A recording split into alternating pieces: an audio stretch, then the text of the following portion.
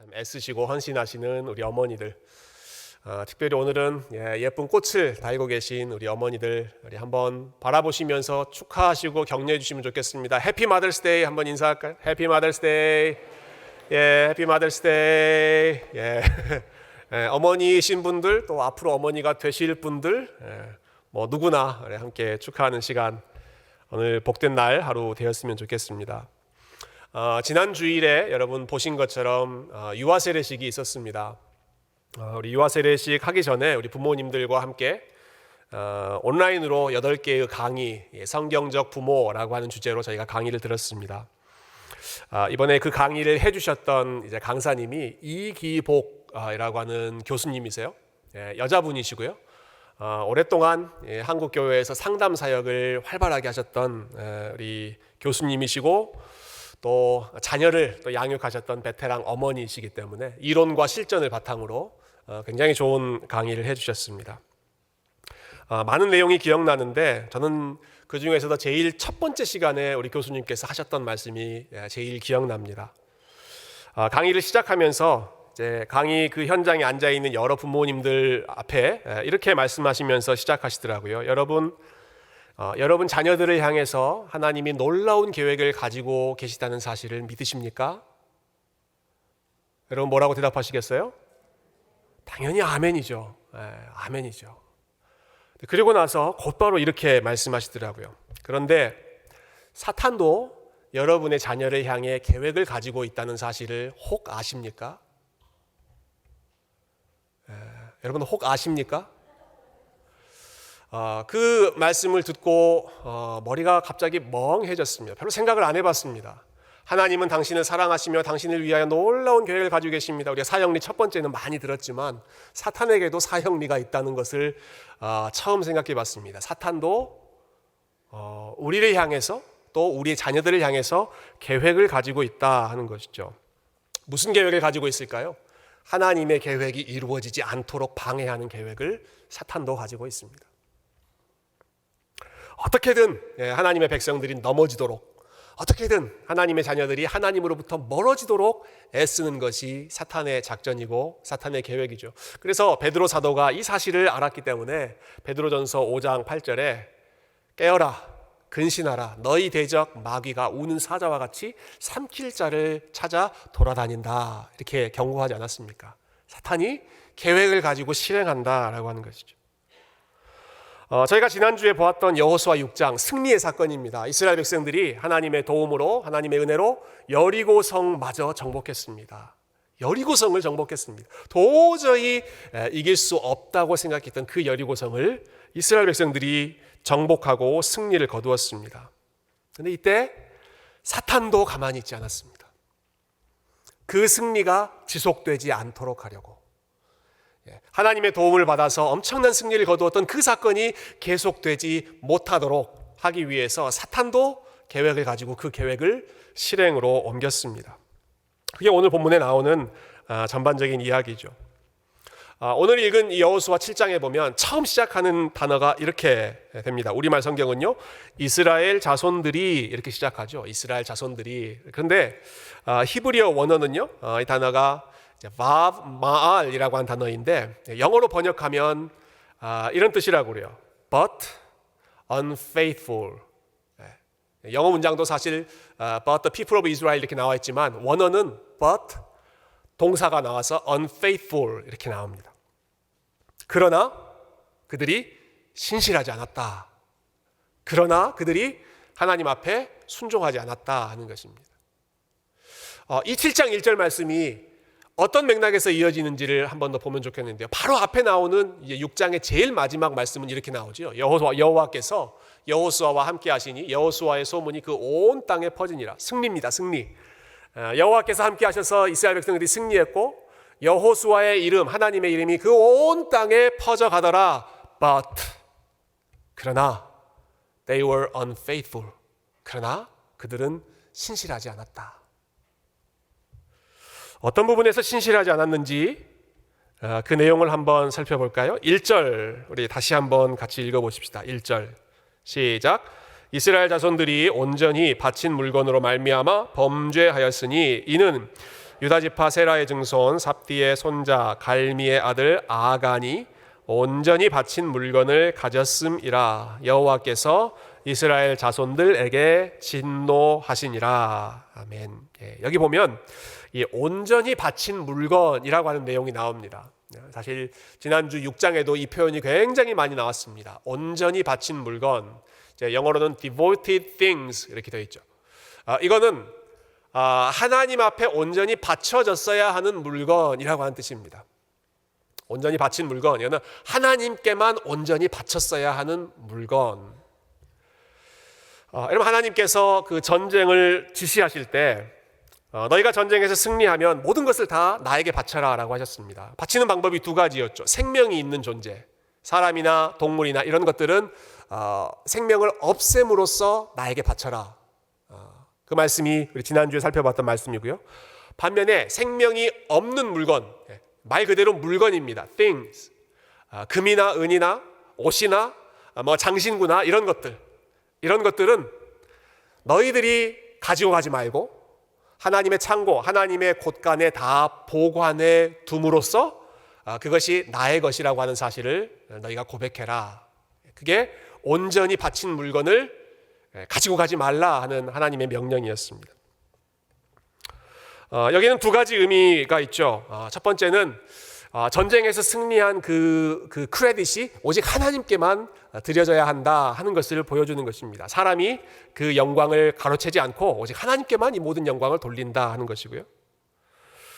그리고 여기서 파생될 수 있는 실질적인, 좀 현실적인 부분은, 자, 이렇게 각 사람이 전쟁에서 승리하고 전리품이라고 하죠. 승리해서 얻은 그 전리품을 개인적으로 취하지 못하도록 함으로써 사사로운 전쟁, 개인적인 전쟁을 하나님은 막으셨습니다. 이거 좀 더 생각해 볼까요? 여러분, 우리 세상에서 대부분 전쟁이 발생하는 이유는 그 전쟁에서 이겨서 뭔가를 더 얻기 위해서입니다.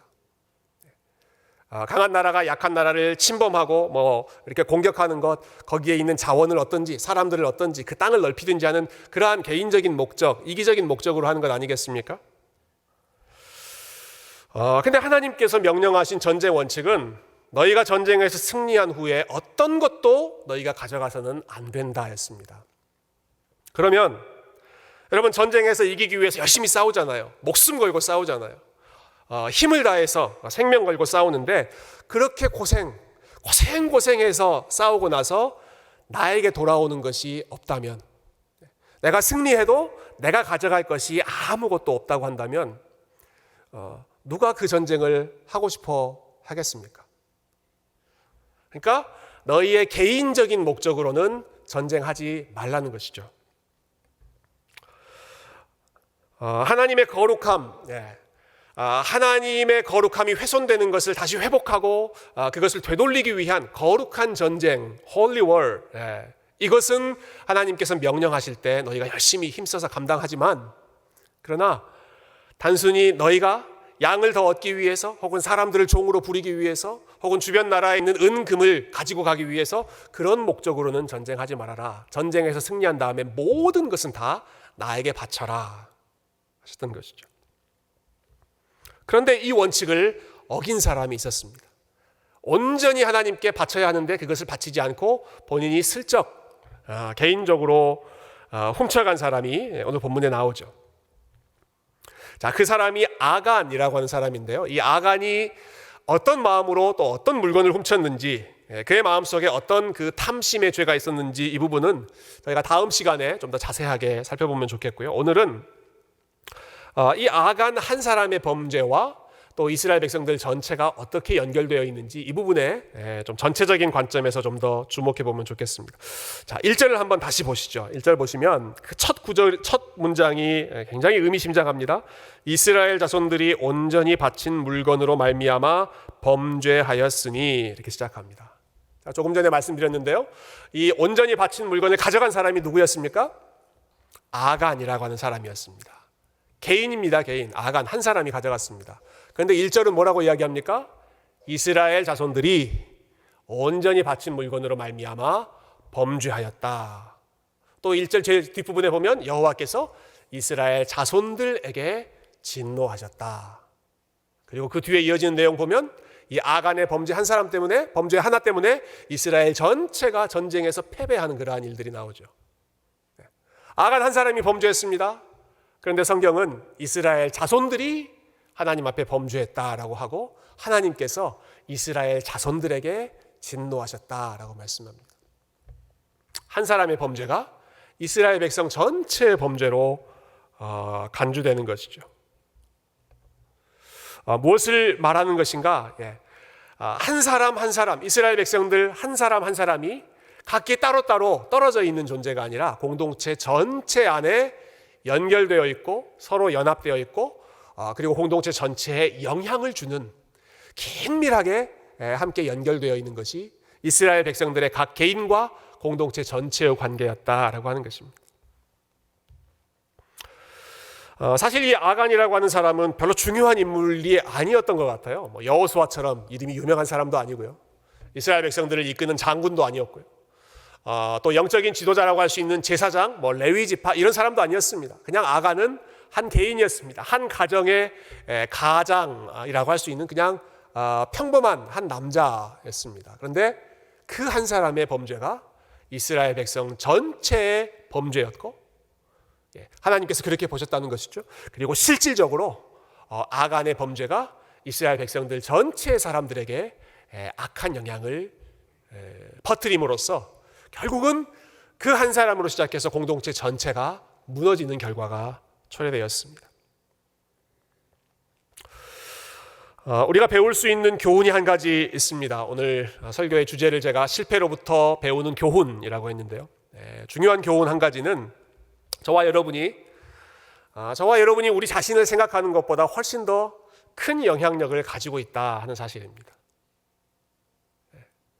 여러분이 대단한 존재라고 하는 사실을 참 역설적으로 보여주고 있죠. 물론 우리가 큰 좋은 의미에서 선한 영향력을 끼칠 수도 있지만 한 사람의 영향력이 그 단체, 그 공동체 전체를 위험에 빠뜨릴 수 있다라고 하는 것은 우리가 그러한 악한 영향력을 끼치는 그러한 원인 제공자가 될 수 있다는 것이죠. 한 사람이 무엇인가를 세우는 일, 뭔가 참 좋은 일을 세우는 일은 참 어렵지만 무너뜨리는 것은 훨씬 쉽게 이루어집니다. 그래서 우리 모두가 가지고 있는 그 능력이라고 할까요? 영적인 잠재력 중에 하나는 무너뜨릴 수 있는 능력은 누구에게나 출중하게 있습니다. 교회의 지도자나 대단한 위치에 있는 그런 사람들이 아니라 공동체에 있는 한 사람 한 사람, 가정에 있는 한 사람 한 사람, 그냥 내가 잘못함으로 인해서 내가 속해 있는 우리의 가족들과 공동체 전체가 악한 길로 빠질 수 있다라고 하는 것. 여러분, 그러니까 이 사실을 볼 때, 이 아간의 케이스를 볼 때 우리가 무엇을 배울 수 있습니까? 더욱더 각별히 나의 말을 조심하고 나의 생각을 조심하고 아간의 범죄 때문에 이스라엘 전체가 무너뜨려졌던 그 일이 우리 삶에 일어나지 않도록 우리의 마음을, 우리의 생각을 더 정결하게, 더 거룩하게, 내가 악한 영향력을 퍼뜨리는 존재가 아니라 하나님의 축복의 통로로, 은혜의 통로로 믿음을 퍼뜨리고 하나님의 은혜의 복음을 퍼뜨리는 그러한 존재가 되게 해달라고, 아간의 길을 따르지 않게 해달라고 우리가 함께 기도하고 우리의 마음을 점검해야 할 줄로 믿습니다. 여러분, 이 아간 한 사람의 죄가 이스라엘 전체에 어떻게 확산되었는지 우리 한번 본문의 주된 내용을 살펴보면 좋겠는데요. 오늘 본문의 배경은 이제 아이성을 취하려고 하는 것이죠. 자, 여리고라고 하는 지역의 그 성을 정복한 다음에 그 다음에 싸웠던 대상이 아이성이었습니다. 근데 이 전쟁을 앞두고 여호수아가 정탐꾼을 보냈습니다. 가서 한번 둘러보고 와라. 어디가 약한지, 어떻게 싸워야 하는지. 그랬더니 정탐꾼들이 한 바퀴 그 아이성을 둘러보고 나서는 이렇게 보고를 합니다. 여호수아 장군님, 여기는 별로 걱정 안 해도 될 것 같습니다. 이 성은 보니까 성이 그렇게 강하지도 않고 사람들이 많지도 않고 사람들이 용맹한 강한 군사처럼 보이지도 않습니다. 우리가 다 갈 필요 없이 그냥 2, 3천 명만 보내도 충분히 우리가 이길 수 있을 것 같습니다. 성 이름도 아이이지 않습니까? 아이. 이거는 성경에는 안 나와 있는 내용이에요. 여러분 아시죠? 제가 만든 겁니다. 아이성. 근데 공교롭게도 그 작다, 약하다 하는 그 아이하고 좀 생각할 수 있을 것 같아요. 그냥 지명이 아이였습니다만은 이 정탐꾼들이 보고한 이 내용을 듣고 여호수아가 동의해 버리죠. 오케이. 그러면 우리 다 갈 필요 없겠다. 2, 3천 명만 보내고 싸우게 하자. 그 결과가 어떻습니까? 아이성 사람들에게 이스라엘 백성들이 크게 패하고 수십 명의 군사가 죽고, 그리고 오늘 본문 5절 마지막에 보니까 백성들의 마음이 물처럼 녹아져 버렸다. 이전에는 가나안 땅 사람들의 마음이 이랬죠. 하나님에 대한 소식을 듣고 이스라엘 백성들을 보고 그들의 마음이 물처럼, 눈처럼 녹아져 버리는 그런 상태였는데, 이번에는 이스라엘 백성들이 두려움 가운데 물처럼 녹아져 버렸습니다. 자, 오늘 이 전투에서, 이 작전에서 어디가 잘못되었는지, 무엇이 이 패배의 원인이었는지를 우리 한번 생각해 보십시다. 그럼 제일 먼저 눈에 들어오는 것, 단연코 이스라엘 백성들이 가지고 있었던 자만심이죠. 방심했던 것입니다. 아이성이 작다고 사람들이 방심했습니다. 여리고 성을 정복할 때는 이스라엘 전체가 성을 돌면서 함께 나갔는데, 이번에는 다 나가지 않고 2, 3천 명만 보냈습니다. 심지어는 이 전투를 이끌어야 하는 여호수아조차도, 그 군대의 대장인 여호수아조차도 나가지 않고 아래 사람들만 보냈습니다. 이 본문하고 좀 비슷한 그 주제를 다루고 있는 내용이 있습니다. 사무엘하 11장에 보면 다윗이 크게 실패했던 그런 장면 나오죠. 다윗이 밧세바와 간음해서 하나님 앞에 크게 범죄했던 장면 나오는데요. 그 상황의 배경이 이렇습니다. 사무엘하 11장 1절에 그 해가 돌아와 왕들이 출전할 때가 되매 다윗이 요압과 그에게 있는 그의 부하들과 온 이스라엘 군대를 보내니 그들이 암몬 자손을 멸하고 라빠를 에워쌌고 다윗은 예루살렘에 그대로 있더라. There is something wrong. 뭐가 좀 잘못됐죠. 뭐가 잘못됐습니까? 왕들이 출전할 때가 됐습니다. 근데 이스라엘의 왕인 다윗은 출전하지 않습니다. 왕들이 출전할 때, 왕이 군대를 이끌고 가야 하는 그런 상황인데 다윗이 요압 밑에 있는 그 부하 보내고 자기 밑에 있는 부하를 보내고, 다윗은 어디 있어요? 예루살렘에 그대로 있더라. 그리고 나서 그 다음에, 그런데 그 예루살렘에 왕궁 위에서 보니까 아주 아리따운 여인 밧세바가 있었더라 해서 스토리가 진행되지 않습니까? 왕이 출전할 때, 나가서 싸워야 할 때, 힘써 일해야 할 때 일하지 않고 밑에 사람들 보내고 본인의 마음이 해이해져서 그 자리에 그대로 있었던 것이 모든 비극의 시작이었고, 여호수아도 똑같이 그렇습니다. 여호수아도 본인이 직접 나가지 않고 이스라엘이 다 나가지도 않고 그냥 2, 3천 명만 보내자. 자, 이러한 방심에 더해서 이보다 더 치명적인 문제를 우리가 한번 생각해보고 말씀 정리하면 좋겠는데요. 여러분, 더 핵심이 되는 문제는요, 오늘 본문은 이 전쟁 이야기잖아요. 전쟁 이야기잖아요. 근데 이 전쟁 이야기가 나올 때 반드시 있어야 하는 요소가 빠져 있습니다. 이스라엘 백성들이 전쟁을 치를 때, 이스라엘 백성들이 승리할 때, 승리의 공식이라고 할까요? 반드시 있어야 하는 요소가 오늘 본문에는 나오지 않습니다. 뭐가 빠져 있을까요? 뭐가 빠져 있습니까? 오늘 본문에는 하나님에 대한 언급이 전혀 나오지 않습니다. 여호수아가 하나님 앞에 기도했다, 이스라엘 백성들이 하나님 앞에 부르짖었다, 이런 내용들 오늘 본문에 안 나옵니다. 하나님이 여호수아에게 너 이렇게 싸워라, 이렇게 해라, 작전을 지시하신 내용 오늘 본문에 나오지 않습니다. 이스라엘 백성들이 하나님의 말씀을 기다렸다가 그대로 따르는 내용이 전혀 나오지 않는다라는 것입니다. 지금까지의 모습과는 정반대의 모습이죠. 여러분, 지금까지 여호수아에 나왔던 모든 내용들은 하나님이 말씀하셨고 그 뒤를 이스라엘이 따랐습니다. 하나님이 여호수아에게 오셔서 내가 너와 함께하겠다 약속을 주셨습니다. 하나님이 이스라엘 백성들에게 요단강 건너라 디렉션 주셨습니다. 하나님이 요단강 건너고 나서 큰 돌을 세워라, 그 다음에는 할례를 행해라, 그 다음에 여리고성 너희 힘으로 도저히 못 이기지, 내가 하는 대로, 내가 시키는 대로 해라, 돌아라, 성을 하루에 한 바퀴씩 돌고 마지막에는 7바퀴 돌고 내가 너희에게 신호 줄 때 외치면 그 성을 내가 너희에게 주겠다. 아주 디테일하게 매 순간 전쟁 중요한 순간이 있을 때마다 하나님께서 말씀하셨고 그 하나님의 말씀에 이스라엘 백성들이 귀를 기울였습니다. 그러나 오늘 본문에는 하나님이 나오지 않습니다. 하나님의 말씀, 하나님의 뜻을 구했다 이런 내용이 전혀 나오지 않고 오직 오늘 본문을 가득 채우고 있는 말은 가나안 땅을 정탐했던 그 사람들의 보고, 사람들의 말만 오늘 본문에 나와 있죠. 그들의 말 다시 한번 보면 그들이 이렇게 보고했죠. 아이성은 작습니다. 몇 사람만 보내도 우리가 충분히 이길 수 있겠습니다. 이렇게 말했는데요. 이들이 지금 정탐꾼이잖아요. 정탐꾼의 보고인데 이 정탐꾼의 보고와 더불어서 유명한 정탐 사건, 그러니까 이스라엘 백성들이 처음으로 가나안 땅에 정탐꾼을 보냈던 그 사건하고 한번 연결해서 그 두 가지 보고를 좀 비교해 보면 이들의 보고에 문제가 무엇이는지 저희가 좀 더 선명하게 알 수 있을 것 같아요. 자, 첫 번째, 모세가 첫 번째 정탐꾼을 가나안 땅에 보냈을 때 그들이 이렇게 보고했습니다. 그 땅 너무 좋죠. 그런데 그 땅 사람들이 너무 강합니다. 그리고 가나안의 성벽들이 너무 높습니다. 우리는 절대로 이길 수 없습니다. 이렇게 보고했습니다. 오늘 이 아이성 정탐했던 사람들 어떻게 보고합니까? 아이성 작습니다. 그 성 사람들 적습니다. 우리가 충분히 몇 사람만 보내도 이길 수 있을 것 같습니다. 자, 첫 번째 정탐꾼들은요, 우리가 이길 수 있습니다. 우리가 이길 수 없습니다. 우리는 저 싸움에서 절대로 이길 수 없습니다. 이렇게 보고했습니다. 두 번째 사람들은요, 우리가 이길 수 있습니다.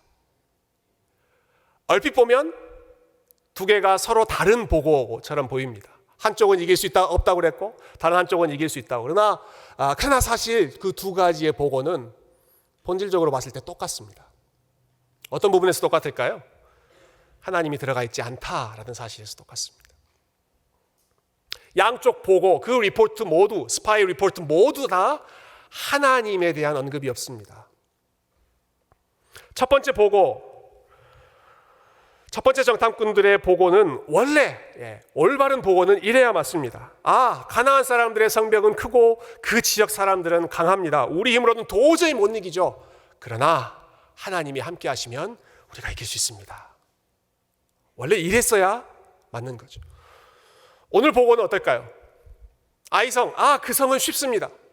아이성 강하지 않습니다. 그 지역의 사람들 많지도 않습니다. 우리가 충분히 몇 사람만 보내도 이길 수 있을 것 같습니다. 그러나 하나님이 함께하지 않으시면 우리는 저 작은 성도 이길 수 없습니다. 여러분, 이렇게 이야기하는 것이 이스라엘 백성들이 전쟁을 치를 때 올바른 승리의 공식이었습니다. 여리고성이라고 해서 두려워해서 뒤로 빼는 것이 아니라, 아이성이라고 해서 만만하게 보고 성급하게 돌진하는 것이 아니라, 여리고성도 하나님이 함께 하시면 이길 수 있고 아이성도 하나님이 함께 하지 않으시면 우리는 다 망합니다. 절대 못 이깁니다. 여러분, 이렇게 고백하는 것이 믿음의 고백이고 믿음에 승리할 수 있는 원리인데 오늘 본문의 그 내용이 전혀 나오지 않습니다.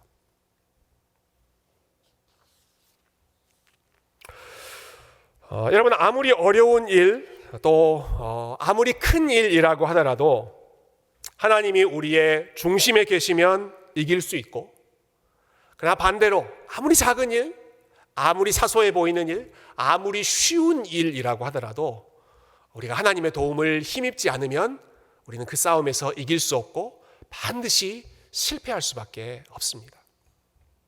그래서 우리에게 필요한 것이 무엇입니까? 우리의 삶의 중심에 하나님을 다시 모시는 것이죠. 지금 아이성 싸우기 전에 이스라엘 백성들이 했던 것처럼, 여호수아가 했던 것처럼 전쟁을 앞두고도 하나님이 보이지 않는 그러한 영적인 우둔함, 미련함 가운데 싸우는 것이 아니라 하나님이 어떻게 싸우라고 하시는가? 하나님의 지혜는 무엇일까? 하나님의 방법은 무엇일까? 하나님의 작전은 무엇일까? 고민하고 하나님 앞에 매달리는 것. 여러분, 그 싸움이 지금 이스라엘 백성들 안에서 빠져 있었던 것입니다.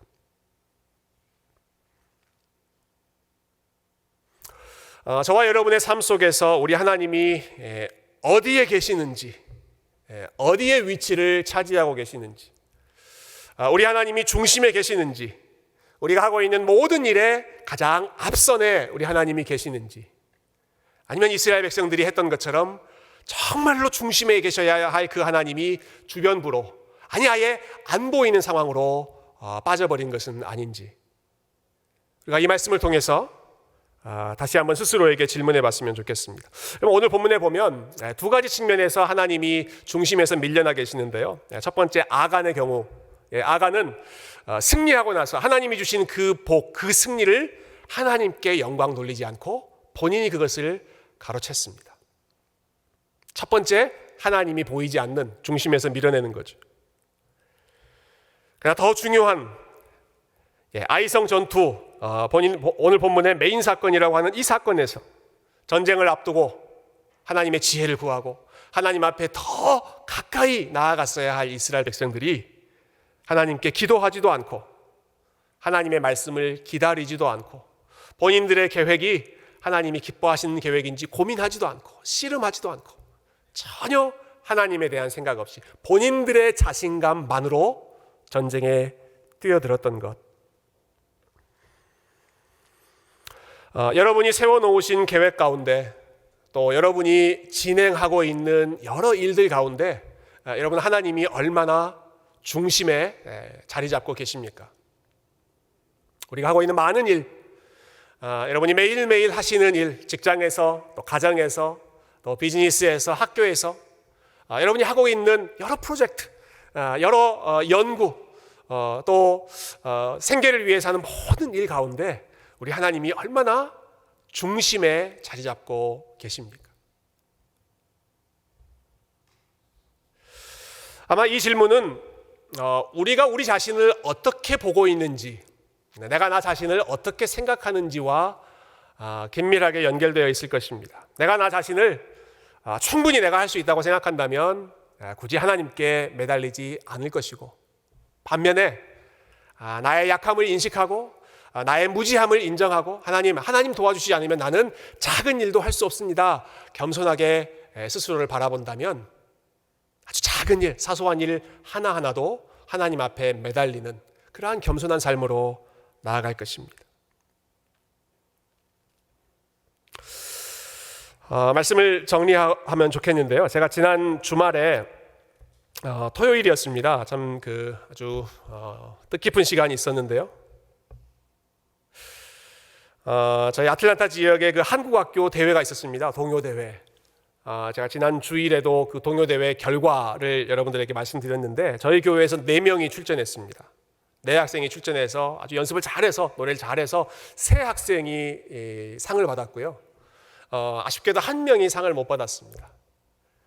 상을 못 받은 한 학생이 저희 집 아이였습니다. 왜 이렇게 좋아하세요, 여러분? 생각해 보니까 좀 그러네요. 저희 집 아이가 상을 못 탔는데요. 이제 그러니까 저희 그 셋째 이제 하율이가 이제 출전을 했다가 상을 못 받았는데, 이렇게 저희 아이들 이야기를 이제 설교에서 가끔 언급하면 이제 저희 아이들도 좀 알아서 아빠 제 얘기 하지 마세요, 이렇게 좀 로비를 하더라고요. 근데 제가 어떤 분한테 배워가지고 이렇게 얘기했어요. 그래? 아빠가 설교 때 너희들 예화로 쓰면 5불 줄게. 5불 줄게. 그 다음에 어땠을까요? 서로 자기 얘기를 해달라고. 오늘 제가 하율이 얘기했더니 대번에 아빠 오늘 내 얘기했죠? 그러더라고요. 그래서 그래 5불 줄게 얘기했습니다. 그래서 이제는 좀 자신 있게 제가 저희 아이들 예화를 쓸 수 있을 것 같은데요. 아니 4명이 출전해서 저희 아이만 상을 못 받았으니까 혹시 실망하셨겠네요. 혹시 그렇게 예상하실지 모르겠어요. 전혀 실망하지 않았습니다. 저와 제 아내는 그 결과를 미리 다 예상하고 있었습니다.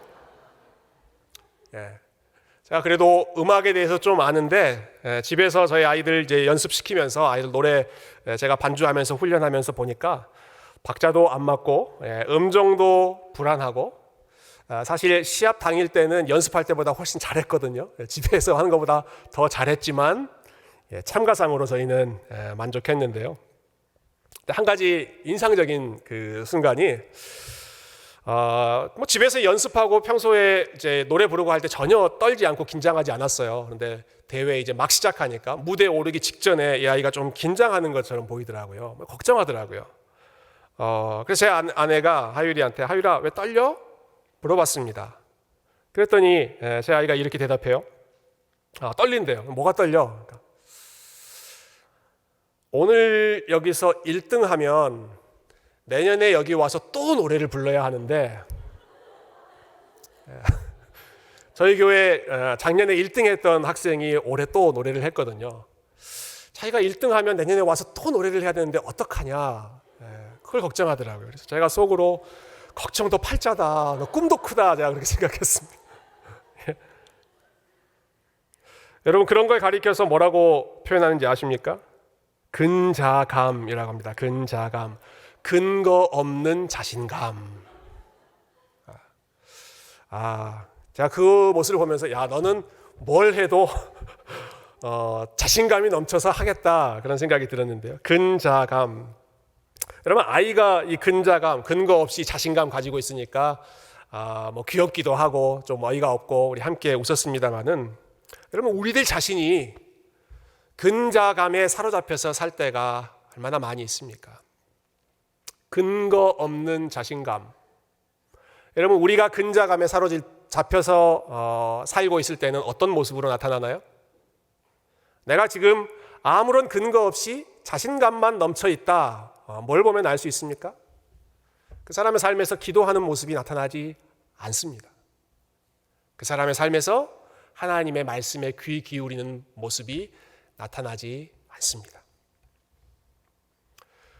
도대체 얼마나 자신감이 넘치면, 본인에 대한 자신감이 얼마나 넘치면 이 험한 세상을 우리가 살아가고, 이 악한 세상을 살아가고, 우리 아이들 정말로 이 어렵게 이 영적으로 암울한 시대를 살아가는데, 여러분, 얼마나 우리가 자신감이 넘치면 하나님 앞에 매달리지 않고, 하나님 앞에 기도하지 않고, 하나님 앞에 부르짖지 않고 안이하게 아이성 정도, 그 정도야 굳이 우리가 매달리지 않아도 이길 수 있겠지, 그러한 안이함으로 살고 있지 않습니까? 야고보 사도가 이렇게 권면했죠. 너희 중에 지혜가 부족하거든 후히 주시고 꾸짖지 아니하시는 하나님께 구하라. 그리하면 우리 하나님께서 넉넉히 너희에게 주시리라 약속했습니다. 하나님께 구하기 전에는 먼저 있어야 하는 단계가 있습니다. 너희 중에 지혜가 부족하거든. 내 지혜가 부족하다는 사실을 내가 인식할 때, 내 능력이 부족하다라고 하는 사실을 내가 인정할 때, 지혜의 근본이 뭐라고 했습니까? 여호와를 경외하는 것이 지혜의 근본이다 하지 않았습니까? 하나님께서 도와주시지 않으면, 하나님이 중심에 계시지 않으면 나는 아이성도 이길 수 없는, 나는 아이성도 정복할 수 없는 사람입니다. 여러분, 이것을 인정하는 것이 참되게 여호와를 경외하고 참되게 하나님을 우리의 삶의 중심에 모시는 가장 지혜로운 인생인 줄로 믿습니다. 하나님이 도와주시지 않으면 우리는 아무것도 할 수 없지만, 그러나 뒤집어 생각해 볼 때 하나님이 도와주시면 우리는 또한 모든 것을 할 수 있습니다. 여러분, 이게 사도 바울이 고백했던 거죠. 내게 능력 주시는 자 안에서 내가 모든 것을 할 수 있느니라. 내게 능력 주시는 자 안에서 나는 여리고성을 싸워서 이길 수 있느니라. 그러나 내게 능력 주시는 자 아니면, 그 하나님과 동행하지 않으면 나는 아이성조차도 싸워서 이길 수 없느니라. 우리 자신을 크게 보지 않고 오직 하나님만 크게 볼 수 있는 것이 믿음이고 겸손이죠. 우리가 자주 부르는 찬양, 여러분 좋아하시는 찬양이죠. 소원에 보면 이런 가사가 있습니다. 삶의 작은 일에도 그 마음을 알기 원하네. 나의 작음을 알고 그분의 크심을 알며 소망 그 깊은 길로 가기 원하네. 삶의 작은 일에도 우리 하나님의 마음을 알고, 우리의 작음을 아는 동시에 우리 하나님의 크심을 저와 여러분이 믿음의 눈으로 바라보고, 그래서 우리 앞에 여리고성도 우리가 두려워하지 않고, 그러나 동시에 아이성도 만만하게 보지 않고, 우리 삶의 모든 일을 하나님께 맡기고 하나님께 매달릴 수 있는 참된 지혜로운 우리 새교회 성도님들이 다 되시기를 주님의 이름으로 축원드립니다.